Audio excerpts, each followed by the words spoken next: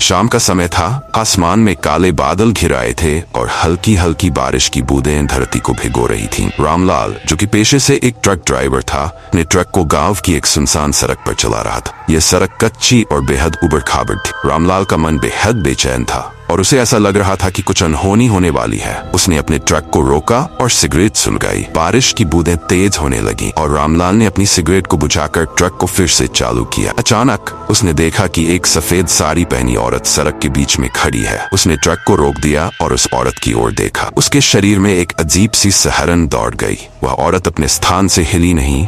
उसकी आंखें सीधी रामलाल की ओर थीं। रामलाल ने हॉर्न बजाया पर वह औरत नहीं हटी। रामलाल ने कुछ सोचकर ट्रक का दरवाजा खोला और बाहर निकला। जैसे ही वह उस औरत के पास पहुंचा, उसने देखा कि उसकी आंखें काली और खाली थीं, मानो उसकी आत्मा कहीं खो गई हो। रामलाल ने डरते हुए उससे पूछा, तुम कौन हो और यहाँ क्या कर रही हो? उस औरत ने कोई जवाब नहीं दिया। उसने रामलाल की ओर एक ठंडी मुस्कान फेंकी और अचानक गायब हो गई। रामलाल के शरीर में जैसे एक बिजली का झटका लगा। वह तुरंत ट्रक में बैठा और उसे तेजी से भगाने लगा। लेकिन जितना वह ट्रक को तेजी से भगाता, वह सड़क उतनी ही लंबी लगती। कई किलोमीटर बाद उसे एक बूढ़ा आदमी सड़क किनारे बैठा दिखा। उसने ट्रक रोका और उस बूढ़े से पूछा, यहाँ से बाहर जाने का रास्ता कहाँ है? बूढ़ा आदमी उसकी ओर देखकर हंसा और बोला, तुम्हें किसने कहा था कि इस रास्ते पर चलो? ये रास्ता मौत का है और यहाँ से बचकर कोई नहीं जा सकता। रामलाल के चेहरे पर डर साफ झलक रहा। उसने पूछा, क्या मतलब है तुम्हारा? बूढ़ा आदमी उसकी ओर देखते हुए बोला, ये गांव और ये रास्ता दोनों ही शापित है। यहाँ जो भी आता है वह यहाँ से कभी वापस नहीं जा पाता। उस औरत को जिसने भी देखा,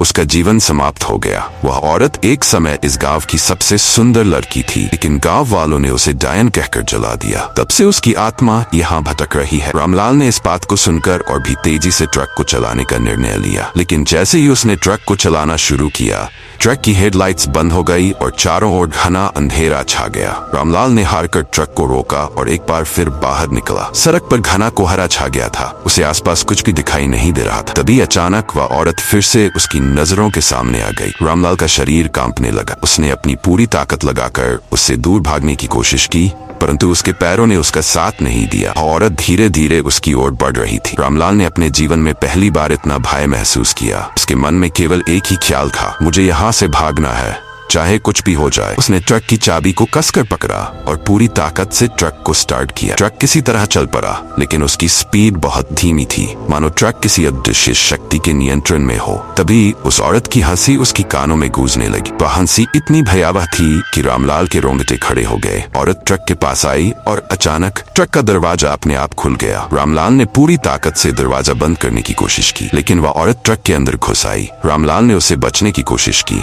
परंतु उसकी आंखों में देखते ही वह बेहोश हो गया। जब रामलाल को होश आया तो वह एक अजीब जगह पर था। चारों ओर धुआं और आग की लपटें उठ रही थी। उसे समझ में नहीं आ रहा था कि वह कहाँ है। तभी उसने देखा कि वह औरत फिर से उसके सामने खड़ी है। रामलाल ने अपने मन में प्रार्थना की और भगवान से मदद मांगी। तभी उसे एक आवाज सुनाई दी, डरो मत, तुम्हारा समय अभी पूरा नहीं हुआ है, तुम्हें इस शापित स्थान से बाहर निकलना होगा। वह आवाज रामलाल के अंदर आत्मविश्वास भरने लगी। उसने अपनी आंखें बंद की और ट्रक को चलाने का प्रयास किया। जैसे ही ट्रक ने स्पीड पकड़ी, चारों ओर का धुआं और आग गायब होने लगी। रामलाल ने देखा कि वह एक बार फिर उसी सड़क पर था, लेकिन इस बार सब कुछ सामान्य लग रहा। उसने ट्रक को तेजी से भगाया और आखिरकार वह उस शापित गांव से बाहर निकल आया। जब वह अपने गंतव्य पर पहुंचा तो उसने भगवान का धन्यवाद किया और मन ही मन प्रतिज्ञा की कि वह कभी भी उस सड़क पर नहीं जाएगा। कुछ दिनों बाद रामलाल ने उस गांव के बारे में कुछ और जानकारी इकट्ठा की। उसे पता चला कि वह गांव कई साल पहले बाढ़ में बह गया था और वहाँ कोई भी जीवित नहीं बचा था। लेकिन लोग कहते हैं कि उस गांव की आत्माएं अभी भी उस सड़क पर भटक रही है और जो भी उस रास्ते पर जाता है उसकी किस्मत रामलाल जैसी हो जाती। रामलाल अब भी रातों को उस घटना को याद करता है और उसकी नींदें उड़ जाती है। वह अब भी ट्रक चलाता है, लेकिन हर रात जब वह अकेले सफर करता है तो उसे लगता है कि कोई उसके पीछे पीछे चल रहा है। ये कहानी सिर्फ रामलाल की नहीं है,